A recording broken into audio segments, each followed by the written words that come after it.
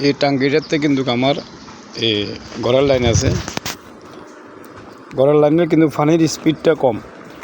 পানির স্পিড এখন বর্তমানে বাড়াইতে হলে আপনাকে কী করতে হবে, এই টাঙ্কিটাকে ম্যাক্সিমাম আপনার 4-5 ফুট উপরে দিতে হবে, না 10 ফুট উপরে দিতে হবে।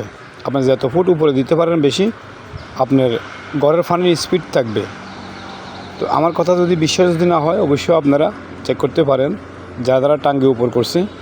আমার এই টাঙ্কিটাকে আমি উপর করব, কেননা আমার ঘরের ভিতরে পানির স্পিডটা কম, পানির স্পিড বেশি আসার জন্যে।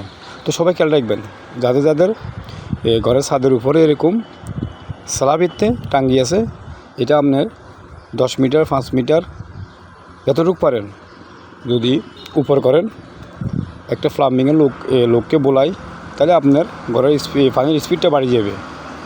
সবাই ভালো দেখবেন, যদি ভালো লাগে অবশ্যই কিন্তু কমেন্ট করে জানাবেন। আল্লাহ হাফেজ। আমি ইমাম হোসেন।